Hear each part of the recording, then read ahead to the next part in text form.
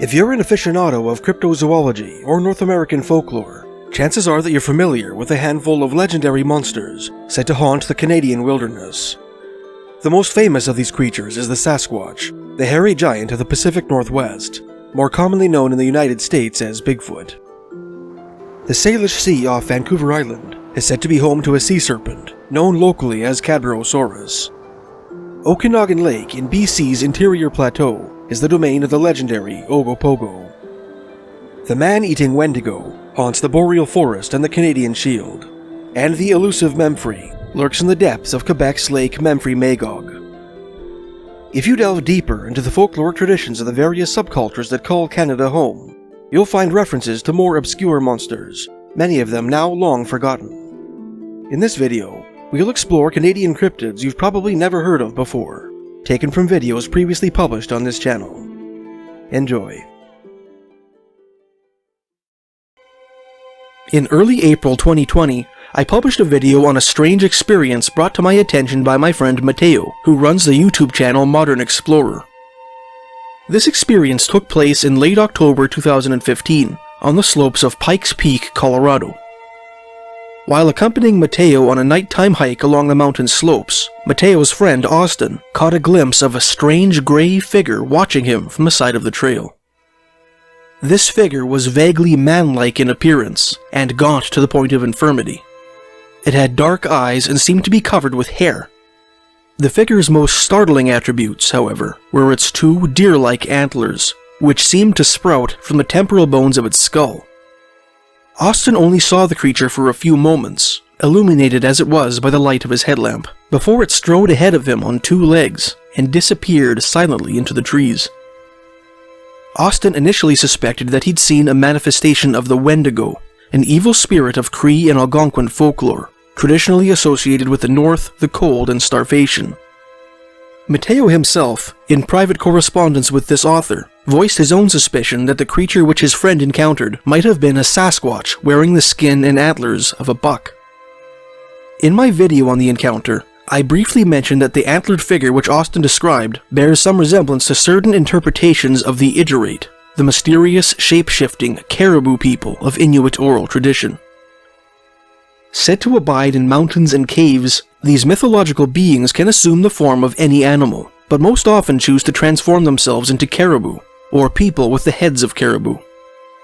No matter which form they assume, their eyes are always peculiar looking and often red. In his 1875 book, Tales and Traditions of the Eskimo, Danish geologist Dr. Heinrich Rink described a number of old Greenlandic Inuit folktales, vaguely suggestive of the Idgerate legend. In one of the stories, a man transformed his enemies into caribou by feeding them a potion in which he had sprinkled hairs of a caribou skin stocking he had exhumed from the grave of one of his relatives. In another story, an Arctic dwarf entertained his fellow countrymen during a feast by temporarily turning himself into a caribou. A third story tells of an Engakuk, or Inuit shaman, who transformed himself into a caribou out of shame after failing to outperform a rival Engakuk from another band.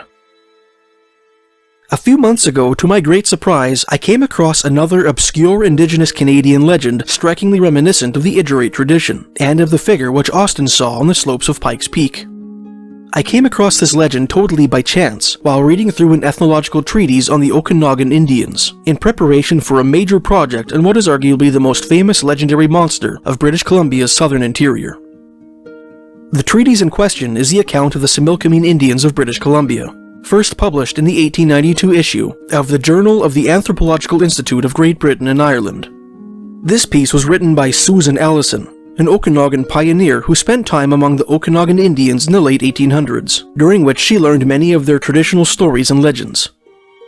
After detailing the legend of the Sawney Apu, literally the devil, a hairy supernatural giant suggestive of the Sasquatch, Allison writes, quote, "I have heard the Indians describe some Sawney Apus as having the body of a man, the head of a deer, with a human face covered with deer's hair.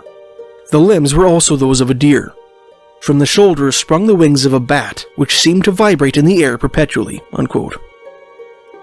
The monster described in this short passage could perhaps be dismissed as an intriguing yet baseless facet of interior Salish lore, and its resemblance to both the Idgerate legend and the subject of Austin's encounter written off as an interesting coincidence, were it not for a rash of relatively proximate sightings of a remarkably similar creature. Throughout 2019, an anonymous cryptozoologist from central Alberta documented a string of alleged Deerman encounters on his blog, albertadeerman.com.blog, all of which are supposed to have taken place in rural communities across the Canadian prairies throughout 2018. The first of these encounters occurred in the hamlet of Mirror, located about 52 kilometers or 32 miles northeast of the city of Red Deer. One Sunday morning in the spring of 2018, the story goes, an unnamed husband and wife, both of whom worked for the county of Lacombe, headed out for a leisurely drive on Alberta's Range Road 225. The husband, who was driving, maintained a relatively slow speed on account of the heavy mantle of fog which blanketed the prairies that morning, obscuring his vision. This decision served him well, giving him time to slam on the brakes when an unusually large deer emerged from the haze, standing in the middle of the road, and gazing vacantly at the approaching vehicle as members of its species are wont to do. While the couple idled, waiting for the deer to cross the road, the animal sedately reared up on its hind legs, towering over the vehicle. Startled by this unnatural behavior, the husband instinctively laid on the horn, prompting the deer to run across the road on two legs and vanish into the mist. The mysterious cryptozoologist goes on to describe 4 more Deerman encounters on his blog, all of which took place in central Alberta in 2018. The writer neglects to disclose the identities of the alleged witnesses, claiming that all of them requested that their names be withheld for fear of ridicule. Although these unverifiable stories from central Alberta cannot be taken as evidence of some humanoid cervid abomination, they do add a layer of complexity to the growing body of folklore surrounding an entity perhaps best denominated the Deerman. Whenever I read through an ethnological treatise on one of Canada's First Nations, or the writings of some bygone Canadian frontiersmen, I invariably come across references to bizarre superstitions once held by Canadian natives. Many of these pertain to witchcraft, love potions, remedies for curses, and precautions against evil medicine being common motifs. Others are woven into puberty rituals, in which teenage girls prevent themselves from accidentally harming other band members with the strange otherworldly power with which they were supposed to be imbued. Others still are intense fears of certain animals, which modern man generally considers innocuous. The latter belief is rendered especially bizarre when considered alongside the fact that Canada's pre-modern Indigenous peoples, who relied on the land for sustenance, were necessarily experts on the flora and fauna that pervaded their territories. Is it possible that the subjects of such fears are rare but real animals, of which Canada's native peoples were justifiably afraid? In this piece, we will take a look at a few of these little-known cryptids, or hidden animals, of native tradition. In his 1900 ethnological treatise on the Thompson Indians of south-central British Columbia, Scots-Canadian anthropologist James Tate wrote, "All kinds of snakes, toads, frogs, lizards, insects, and shellfish are looked upon with abhorrence and disgust by the average Indian. The small black lizard is held in dread. It is said that if it sees a person, it will follow his tracks, and in the nighttime will overtake him, and crawl into his anus and eat his intestines. Indians, therefore, when they happen to see one of them, light a fire in their tracks, or jump over the campfire 4 times when they get home. It is said that the lizard will always turn back from fire, of which it has a great dread." Tate was not the only anthropologist to describe this horrific reptile, nor were the Thompsons the only native group who believed in its existence. In his report on the ethnology of the Statlam of British Columbia, published in the 1905 issue of the Journal of the Anthropological Institute of Great Britain and Ireland, English ethnologist and folklorist Charles Hill Tout described a similar belief held by the Statlam, or Lillooet Indians, another interior Salish people, whose territory lies west of Thompson Country. "The small red lizard," he wrote, "was much dreaded by the Statlam, who regarded it in much the same light as the Haida did the mouse.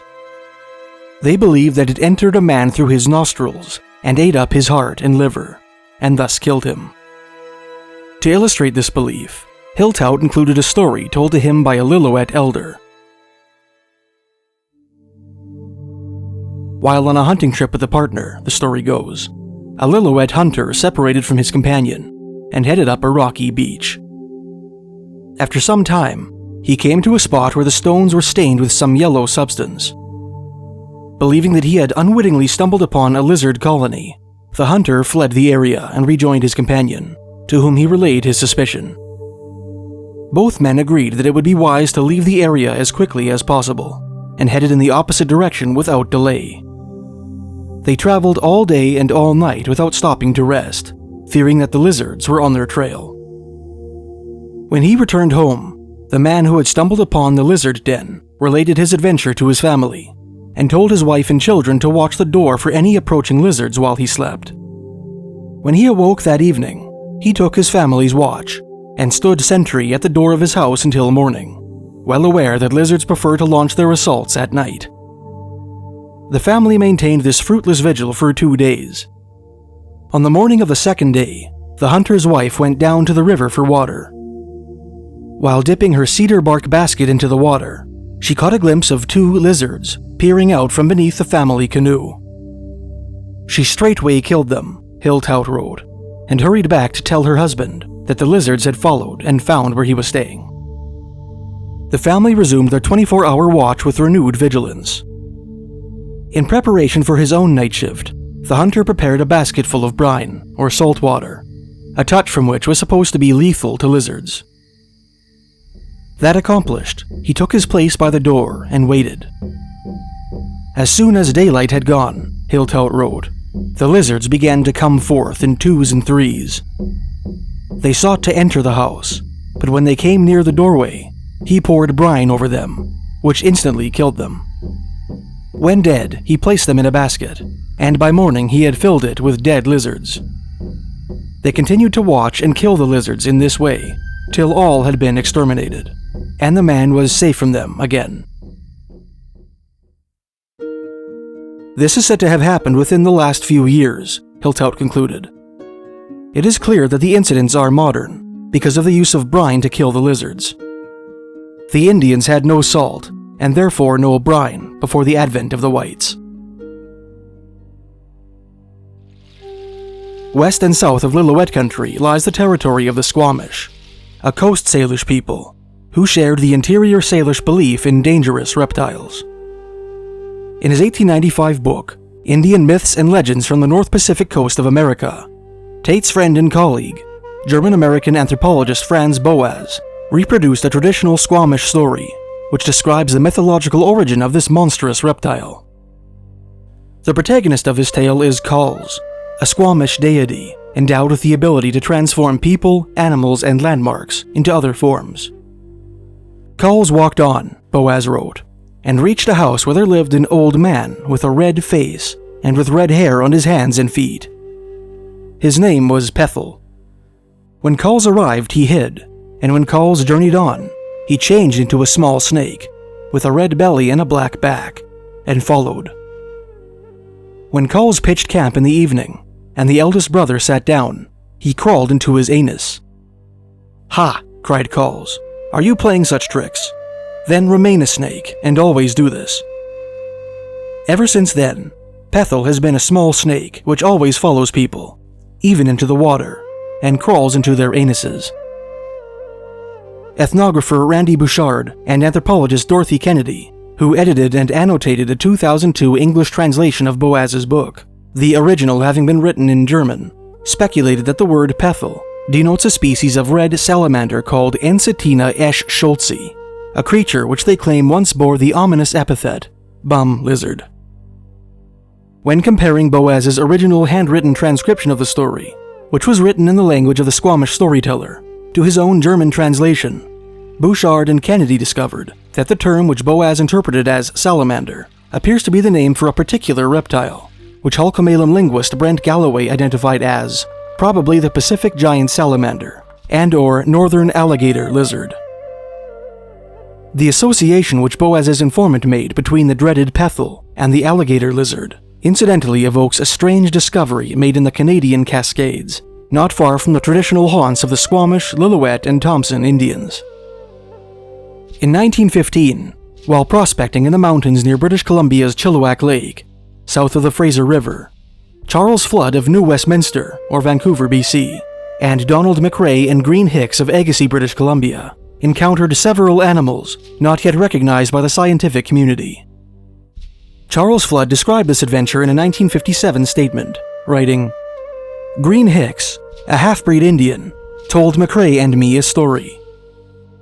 He claimed he had seen alligators at what he called Alligator Lake, and wild humans at what he called Cougar Lake. Out of curiosity, we went with him. He had been there a week previously looking for a fur trap line. Sure enough, we saw his alligators, but they were black, twice the size of lizards in a small mud lake." Flood went on to describe how the three men continued to Cougar Lake, where they saw a large light brown creature about 8 feet high, standing on its hind legs, standing upright, pulling the berry bushes with one hand or paw toward him, and putting berries in his mouth with the other hand or paw. West across the Georgia Strait from Squamish country lies Vancouver Island, the western half of which was once the domain of the Nootka Indians. These people have their own stories about dangerous reptiles, which anthropologist Philip Drucker touched on briefly in his 1951 ethnological treatise on the northern and central Nootkan tribes. "Small snakes, of the garter snake type," Drucker wrote, pointing out that there are no poisonous snakes on Vancouver Island, were dreaded. To find a den of them was especially dangerous, for with lightning speed, they hurled themselves into the bodily orifices of the unlucky discoverer.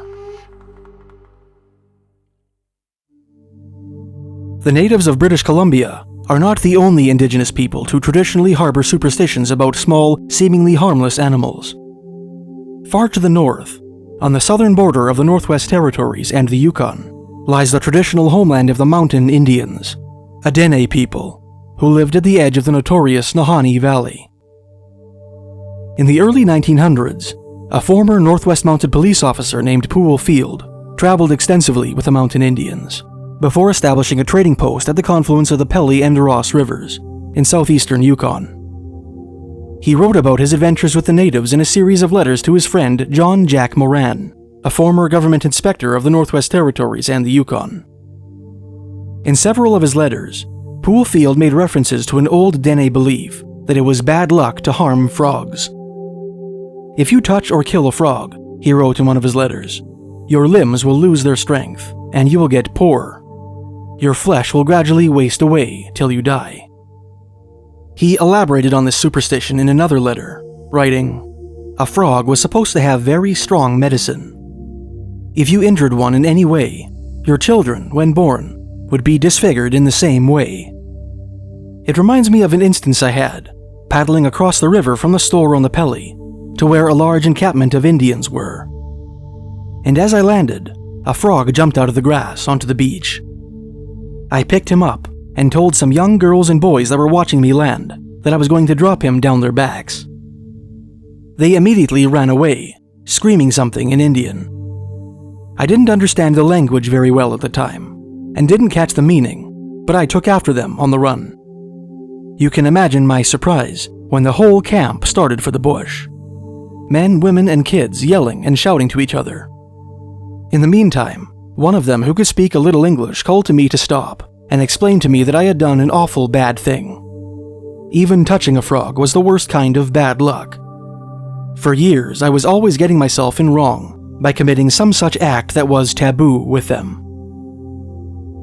Is it possible that these deadly reptiles and amphibians of native tradition are based on real animals?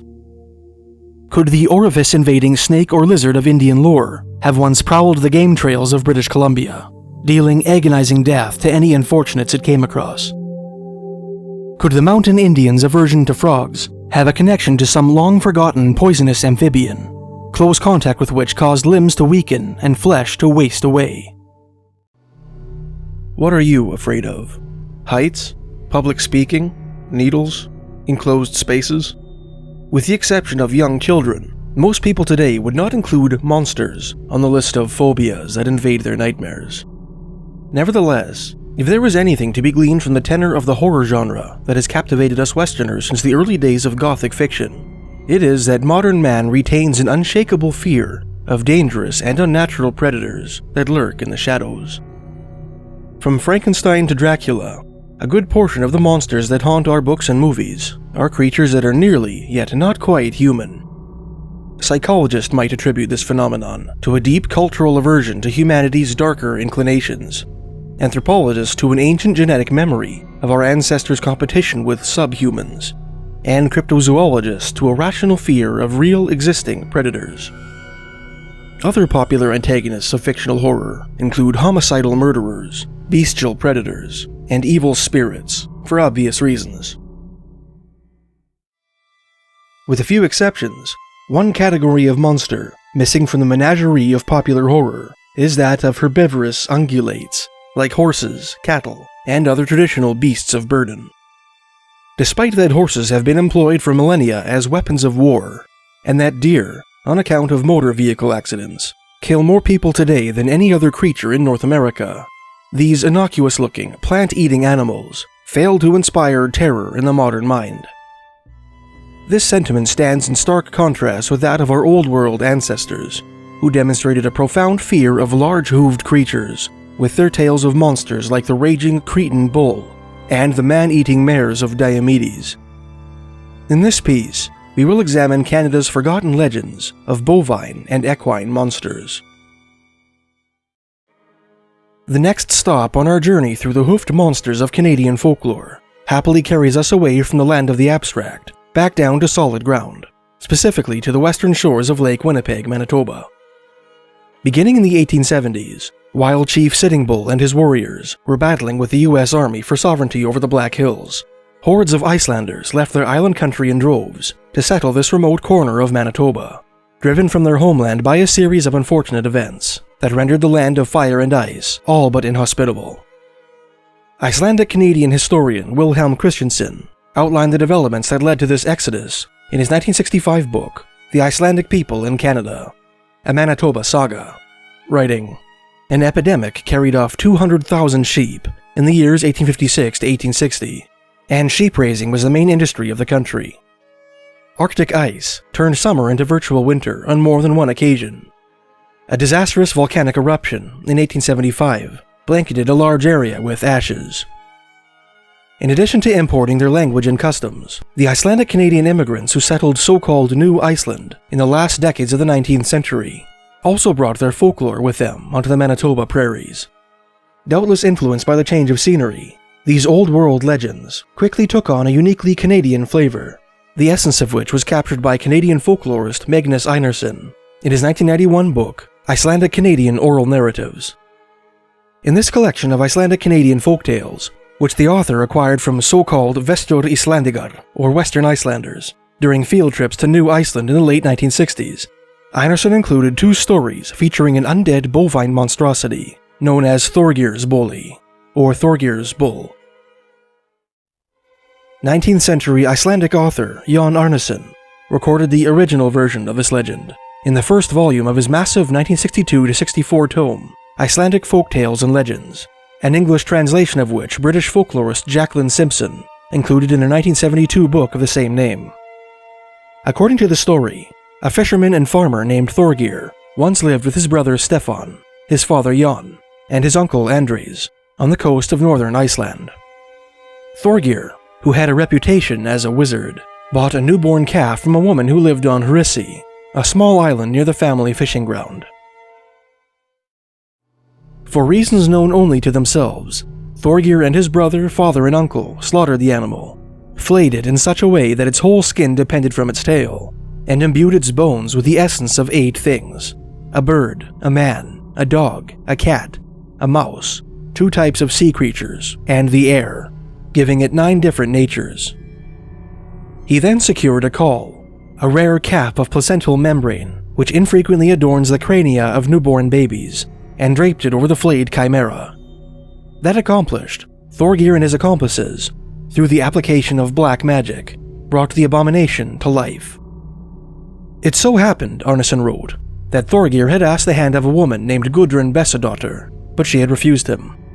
The spurned sorcerer took his vengeance by sending the monster to torment his would-be betrothed. Rather than attacking Gudrun directly, the monster, which was apparently imbued with psychokinetic abilities resultant of the unholy process by which it was created, pestered the unfortunate woman remotely, causing her crippling pain while she was attending church service, and hurling her from her horse while she rode. When Gudrun finally succumbed to these incessant tortures, Thorgeir's bull focused its attention on another victim. Though Thorgeir's original intention for the bull was to make him get rid of Gudrun, Arneson wrote, he used them for playing tricks on various other people he thought he had a grudge against. Although the monster was often invisible to those it tormented, it made its presence known by its unearthly bellowing, which issued from darkness, or unnatural-looking fog. Eventually, the bull directed its pernicious attentions to Thorgeir himself, who found himself incapable of destroying it. After this stalemate, the monster abandoned its master and took to the country, terrorizing any unfortunates it happened upon. The bull would take on different shapes when he appeared, Arneson wrote. Sometimes the likeness of a man or dog, but most often that of a horned bull, flayed as far as the tail, and dragging his bloody hide behind him by the tail. But whatever the shape he appeared in, he looked ugly enough, and most people feared him. Thorgeir did not destroy the bull before he died, or so most men say. Indeed, there is a tale that, when Thorgeir was on his deathbed, and was at the point of death, a grey cat, or some say a black puppy, was seen lying crouched on his chest, and that was one form of the bull. Icelandic folklore contends that, ever since Thorgeir's death in 1803, at the age of 86, his monstrous creation has roamed aimlessly throughout the wilds of Iceland. In a chilling extension of this belief, there are at least a few Icelandic Canadians who gained the distinct impression that this Scandinavian spectre, like their immigrant ancestors, abandoned the old world for the new, and now haunts the prairies of Manitoba and Saskatchewan. In his book, Magnus Einarsson included an anecdote told to him by one Mr. Gisli Haldarsson. In a footnote, he stated that the incident described took place near the town of Foam Lake, in east-central Saskatchewan, located on the Saskatchewan Highway 16 between Yorkton and Saskatoon. The man who features in this story was Haldarsson's father-in-law, Jakob Norman, an immigrant from the Skagafjordur district in northern Iceland, who was about 35 years old at the time of the story. Well, Haldarsson began, all that I remember is that he used to tell all the family about how he believed so thoroughly in this Thorgeir's bully, because when he was a kid back in Iceland, they scared the daylights out of him with this, and if he didn't do what they told him, that they would give him to Thorgeir's bully, see. And one day, right here on the farm, when he was farming there, he was having a pretty strenuous time, was quite tired and was out doing his chores, and things weren't going right. And when he got the cattle in, he had one too many anyway. He counted them, and he had one too many. He said he immediately started to become frightened. He thought maybe it was just possible that Thorgeir's bully was there in amongst them, and he said he looked, and sure enough, he was there. And I guess he left in a hurry.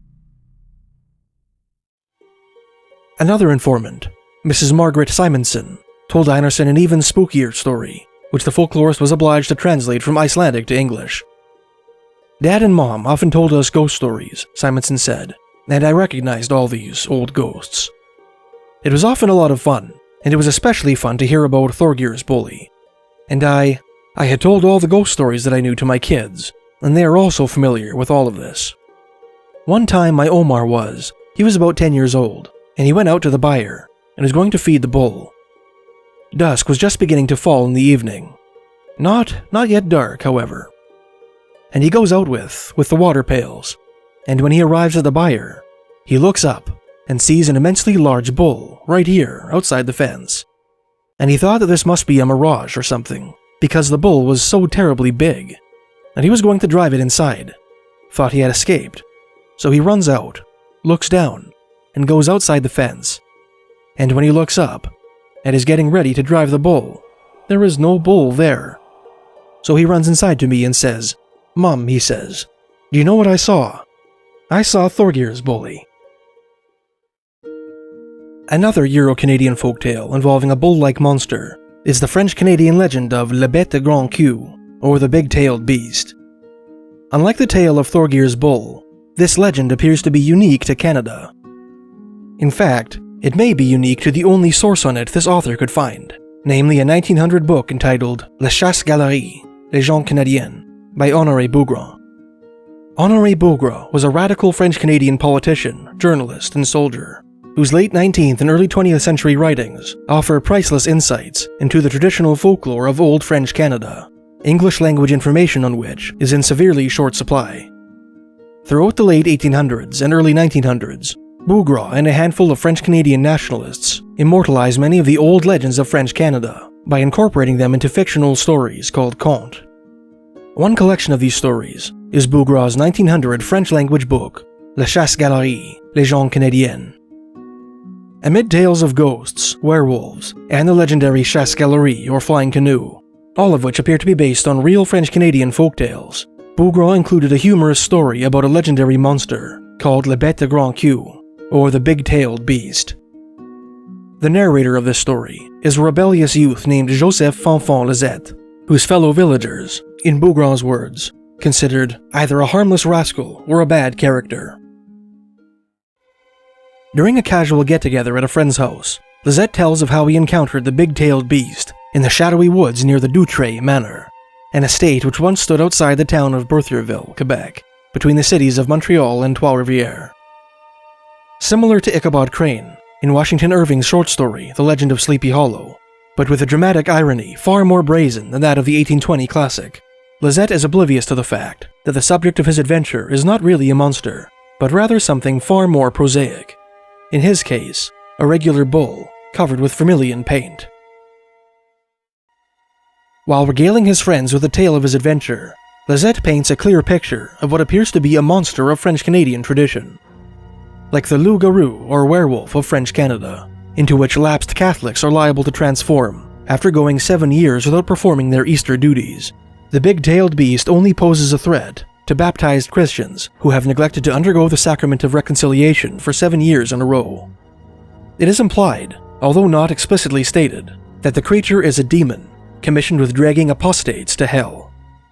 It is described as having a terrible bellow, a scarlet complexion, and 2 large eyes that burn like fire. Its eponymous tail is hairy and 6 feet long. Lizette expresses a belief that the tail is the source of the beast's power, telling his friends how, after being confronted by the monster, he seized its tail and severed it with a knife in a desperate attempt to deliver himself from its clutches. Bougrand's story is the only source on Le Bete Grand Queue this author has been able to unearth. In the absence of additional material, he is unable to ascertain whether this creature is an especially obscure but genuine element of French-Canadian folklore, or simply an invention of the author's. This author has decided to finish this piece with a strange story from Canada's Yukon territory, which appeared in Part 1 of Canadian anthropologist Catherine Kitty McLennan's 1975 book, My Old People Say, an ethnographic survey of southern Yukon territory. I happened upon this tale after reading about the bones of ancient horses and camels, which have been found encased in subarctic permafrost, and was struck by the fanciful notion that its mysterious subject might be a surviving remnant of one of these antediluvian species, universally regarded by the scientific community as long extinct. A part Tachoni, part inland Tlingit woman, McClellan wrote, once saw a strange animal when she was out picking berries with another girl. The animal looked something like a bright orange horse, but it had big, high, thick shoulders. It was not one of the buffalo recently introduced into the area. There were lots of bones lying about, on a trail to a nearby den. The woman and her companion just looked at the creature for a minute. Then each started to say, "There's a..." Neither could finish, because they didn't know what it was. There wasn't any word at all. That's what made the encounter with this animal so frightening.